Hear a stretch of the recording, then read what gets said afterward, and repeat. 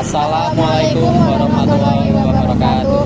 Halo teman-teman, perkenalkan nama saya Melanisa Azifah. Perkenalkan nama saya Fazal Albab. Perkenalkan nama saya Melia Diani Kusuma Dewi. Kami dari kelompok 13. Mata kuliah pengantar manajemen. Di sini kami akan mewawancarai salah satu UMKM yaitu Seblak Dimsum Kahayang yang berada di Jalan Ampel Gading Raya.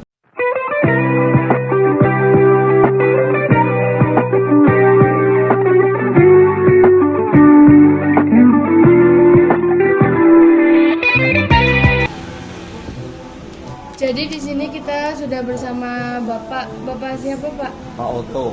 Pak Oto. Di sini Pak Oto itu jadi owner Seblak sama Dimsum Kahayang ya Pak? Iya betul.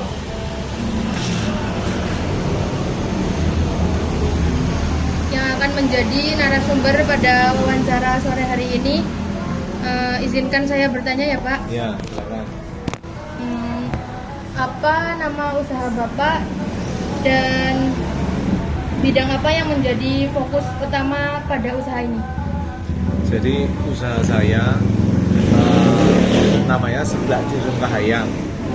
Ya, fokusnya di kuliner seblak sama dimsum, dua itu yang utamanya. Kapan usaha seblak dan dimsum ini didirikan? Ya, jadi Seblak Dimsum Kahayang ini mulai dibuka sekitar tanggal 16 Desember tahun lalu. Jadi ini pas 1 tahun yang lalu kurang lebih. Pas 12 bulan ini. Ya. Bagaimana Bapak menentukan prioritas kerja seperti memilih menu yang dikembangkan atau strategi pemasarannya? Jadi kalau untuk Seblak Dimsum Kahayang ini saya mengutamakan seblak karena makanan ini kan makanan yang kekinian ya, segmentasi pasarnya kebetulan lingkungan kampus. Jadi di sini juga ada kampus UNES. Iya.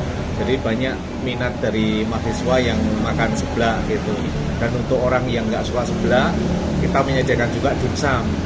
Jadi cocok untuk orang yang misalnya nggak cocok dengan seblak bisa makan dengan dimsumnya juga begitu. Bagaimana tugas dan tanggung jawab dibagi dalam tim usaha ini Pak? Ya, jadi karyawan di Seblak Dimsum Kahayang ini kita bagi ada 7 orang ya. 3 orang tuh di shift pagi, 4 orang di shift sore gitu. Jadi pembagian tugasnya ada yang tugas masak, ada yang tugas bantu secara internalnya, jadi mulai buat minuman support ya, jadi buat minuman, terus menyiapkan bungkus gitu. Ada yang eksternal itu nanti dia membantu menyajikan makanan keluar gitu, membereskan makanan sudah selesai dimakan pembeli, terus ditarik ke dalam gitu. Yang internal menyelesaikan tadi itu nyucinya, terus dibersihkan gitu. Jadi ada 3, eksternal, internal, sama yang tim masak gitu. Dan kayak buka jam berapa, terus shiftnya itu dibagi jam? Jadi Seblak Dimsum Kahayang ini buka mulai jam 10.30 sampai jam 21.30. Tapi karyawannya datang lebih awal, setengah jam sebelumnya. Tugasnya untuk menyiapkan prepare supaya pada saat buka jam 10.30 itu sudah ready gitu semua. Jadi ada waktu setengah jam untuk prepare. Ya sorenya, malamnya itu sampai 21.30. Jadi nanti jam 21.30 diharapkan sudah selesai, sudah tutup. Jadi jam 21 itu kita udah arahkan untuk pembeli untuk take away, jadi tidak disarankan untuk makan di tempat kecuali bisa cepat gitu makannya. Gitu, seperti itu pembagian tugasnya. Kalau shift paginya ya mulai jam 10 sampai jam 4, 6 jam kerja. Terus yang malam mulai jam setengah 4 sampai setengah 10, 6 jam kerja semuanya gitu. Bagaimana cara Bapak memotivasi karyawan untuk mencapai target usaha? Ya, kita dengan sistem kekeluargaan ya. Jadi kita memotivasi karyawan itu dengan kekeluargaan, memberikan kita kepuasan kerja. Jadi kita kalau misalnya karyawan agak kurang semangat, kita tanya-tanya kenapa, masalahnya apa. Kalau emang pencapaiannya saat itu bagus, kita juga kadang-kadang memberikan insentif ke karyawan supaya karyawan termotivasi gitu. Dan insya Allah nanti bulan Januari kita juga rencana ngadakan tur untuk karyawan-karyawan di sini. insya Allah ke Jogja nanti piknik ke sana. Apa saja alat atau indikator yang digunakan untuk mengukur keberhasilan usaha seperti laporan keuangan atau tingkat penjualan? Yang untuk mengukur keberhasilan itu yang pertama kita ukur dari penjualan, yang kedua ngukur dari jumlah traffic pembeli yang datang. Jadi kita punya dua alat ukur. Yang pertama yang kelihatan itu dari penjualan, yang kedua dari jumlah pembelinya. Pagi sama sore, makanya di sini laporannya kan ada jumlah pembeli pagi berapa, sore berapa. Saya ingin ngukur berapa sih pembagiannya antara pembeli pagi sama pembeli sore. Terus berapa sih average atau rata-rata pembelian dari masing-masing orang. Sehingga saya tahu kalau misalnya naiknya karena apa, turunnya karena apa. Terus yang kedua, selain yang sektor penjualan, dari sisi labanya itu juga setelah kita punya alat ukur di rumah, kita punya laptop, jumlah penjualan berapa, kurangnya biaya, ketemu profitnya berapa, itu ukur juga berapa sih margin kita, average-nya, persentase gitu, average-nya berapa, kita ada alat ukurnya. Apa nilai-nilai utama yang Bapak terapkan untuk menjalankan usaha ini? Jadi nilai utama yang saya tekankan di sini yang pertama itu kejujuran ya. Jadi syarat mutlak di tempat kami yang bekerja itu jujur. Jadi harus itu. Saya nggak mau karyawan kerja saya itu nggak jujur. Karena ada awal-awal saya buka itu juga ada karyawan nggak jujur. Itu kita langsung keluarkan lah gitu. Karena kita tahu lah, ngecek dari keuangan harian ketahuan kalau nggak jujur. Terus yang kedua, bisa kerja sama tim. Karena kita tuh kerja tim di sini. 7 orang ini nggak kerja sendiri. Iya, benar. Ya ngeladeni, masak, jadi kasir, nyuci itu nggak mungkin kerja sendiri. Jadi harus kerja tim. Gitu. Yang pertama jujur, yang kedua kerja tim. Yang ketiga itu mau belajar. Jadi tidak, orang yang kerja pas saya itu juga harus upgrade. Nggak hanya mengandalkan aku sudah bisa gitu loh. Tapi dikasih masukan, dikasih pengertian, mau menerima, dipraktekkan, jadi lebih baik lagi. Begitu. 3 hal itu yang utama. Bagaimana cara Bapak memberikan arahan atau informasi kepada karyawan? Apakah dilakukan secara langsung atau melalui media tertentu? Ada 2. Yang pertama secara WA group, jadi kita sampaikan informasi itu secara WA group, atau japri, kalau karena saya harus segera memberikan instruksi misalnya begitu, langsung berikan pengarahan, sedangkan saya nggak di tempat.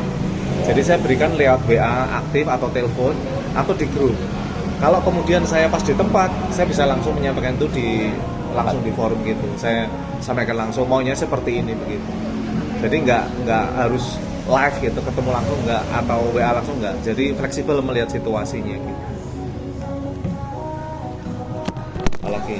Jadi selanjutnya Pak, Ya. saya mau tanya, di bagaimana cara Bapak bisa menyelesaikan konflik pada karyawan agar tidak mengganggu operasional usaha? Ya, jadi ada karyawan-karyawan yang bermasalah ya. Jadi pertama karyawan itu harus dilokalisir, maksudnya masalahnya di mana sih? Jadi kita segera mengidentifikasi masalahnya apa. Jadi jangan sampai masalah itu berlarut. Misalnya soal jadwal atau soal dia nggak termotivasi atau konflik dengan teman-temannya, harus segera dilokalisir, segera cari tahu masalahnya apa gitu. Dengan segera kita tahu masalahnya apa, akar permasalahan apa, kita bisa segera carikan solusinya. Kalau ternyata nanti kandang ini nggak bisa sumber masalah ini, ya terpaksa kita keluarkan gitu, supaya nggak mengganggu kinerja yang lain gitu. Kita cari supaya dia bisa keluar gitu, cari jalan begitu. Selanjutnya, bagaimana Bapak merekrut karyawan untuk bekerja di usaha Bapak? Apakah ada persyaratan khusus yang harus dipenuhi? Ya, jadi saya sekarang ini juga lagi nyari karyawan. Barusan tadi kan ada mahasiswa UNES yang dari teknik mesin, dia ngejar supaya bulan Januari besok itu selesai skripsinya Januari, karena dikejar sama dosennya Februari nanti wisuda. Jadi dia izin Sabtu besok ini dia resign. Jadi saya harus nyari pegawai baru lagi. Syarat utamanya yang pertama hidup ya, syarat hidup. Terus yang kedua cewek. Cewek harus. Ya harus cewek. Karena cewek itu bagi saya kalau kerja di dapur atau meladeni itu lebih luas gitu ya dibanding cowok gitu ya. Terus nggak ngerokok gitu loh. Karena dulu awal-awal saya nyari karyawan 3 orang cowok itu ngerokok semuanya. Jadi saya sih nggak masuk, tapi pembeli kan terganggu. Pembeli itu terganggu. Karena asapnya Itu. Jadi saya cewek. Terus berjilbab. Jadi saya maunya supaya sepaham dengan saya nggak mau yang kerja di tempat saya itu nggak sevisi dengan saya. Misalnya yang kerja Nasrani gitu saya nggak bisa. Ya. Nanti ngadaninnya susah gitu loh. Tapi kalau sepaham satu agama gitu enak ngadaninnya gampang gitu. Yang pertama syarat utamanya yang hidup gitu. Terus cewek berjilbab. Soal pendidikan itu menyesuaikan. Jadi minimal SMA lah ya. Kalau SMP terlalu jauh lah. Ya. SMA, kuliah boleh gitu. Terus yang ketiga ya tadi mau bekerja gitu, mau bekerja, mau dikandani gitu. Kalau dia nggak tahu nanti kita kasih tahu. Rata-rata kerja di situ awalnya juga nggak tahu kok kerjanya harus bagaimana, ya kita kasih tahu gitu. Kayak anak kuliah itu ada Pak? Ada. Ini di sini kan ada 2 kan. Dari UNES semuanya itu. Tadinya 3. Yang satu sudah lulus tapi belum wisuda, dia ngikut mbaknya di Bekasi. Ini wisuda sekarang ini berarti, dia wisuda sekarang ini.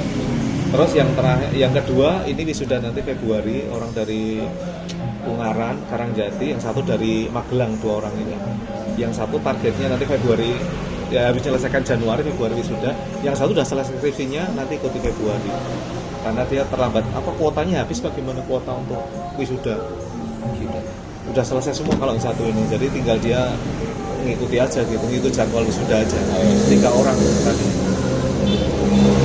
Selanjutnya Pak, apakah ada kendala terbesar yang pernah Bapak alami dalam menjalankan usaha? Kalau kendala di sini, alhamdulillah semuanya berjalan dengan lancar ya. Dari sejak saya buka itu baik-baik saja. Terus pertumbuhan penjualan juga naik terus. Kendalanya mungkin yang ini soal turnover karyawan itu termasuk agak banyak karena mahasiswa ya rata-rata ya. Benar.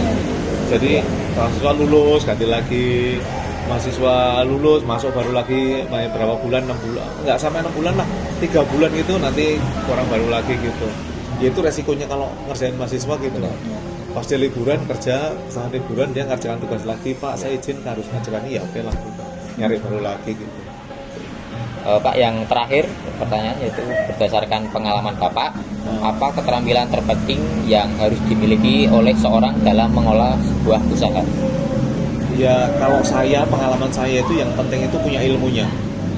Jadi kalau kita mau buka usaha itu, selain kita punya kemantapan hati bahwa kita mau buka usaha, harus mantap dulu nih pilihan kita ini. Yang kedua harus punya ilmunya. Jadi belajar. Iya, jadi belajar itu nggak harus dari buku, bisa dari buku, bisa dari internet, atau ikut komunitas. Jadi sekarang kan banyak komunitas bisnis ya. Iya. Kalau saya ikut ada TDA, ada IIBF. TDA itu karena di atas, IIBF itu Indonesian Islamic Business Forum. Jadi ini komunitas Islam khusus untuk bisnis. Itu di situ kita akan ketemu dengan banyak pengusaha. Saat kita down atau kurang termotivasi, kan orang naik turun ya. Kadang-kadang kita suntuk kerjaannya, kumpul di situ itu ketemu teman-teman, auranya jadi ini lagi gitu loh, naik lagi gitu, semangat lagi gitu loh, enak di situ. Jadi yang penting harus punya ilmunya. Jadi selain kita sudah mantep hati di sini memutuskan kita usaha, yang kedua harus punya ilmunya. Nah, ilmu itu penting supaya pada saat kita menjalani usaha ini jangan sampai kejeglong, jangan sampai kita rugi, jangan sampai kita salah strategi. Yeah. Disitulah tempat kita belajar itu, ilmunya itu. Komunitas salah satunya itu. Gitu. Jadi mungkin itu saja yang bisa kami tanyakan terkait usaha dari Bapak Oto. Iya. Jadi semoga wawancara kali ini bermanfaat bagi kami untuk memahami manajemen dan kewirausahaan. Iya. Dan semoga UMKM Seblak dan Dimsum Kahayang semakin sukses ke depannya, Pak. Amin. Sukses selalu dan kami harap bisa belajar lagi di lain kesempatan. Ya, amin. Ya. Terima kasih telah menyaksikan wawancara kami bersama owner Seblak dan Dimsum Kahayang. Semoga bisa menginspirasi dan memotivasi kita semua untuk mendukung UMKM di sekitar kita. Dukungan kalian sangat berarti untuk kemajuan UMKM di Indonesia. Mohon maaf apabila wawancara kami masih ada banyak salah kata. Wassalamualaikum warahmatullahi wabarakatuh.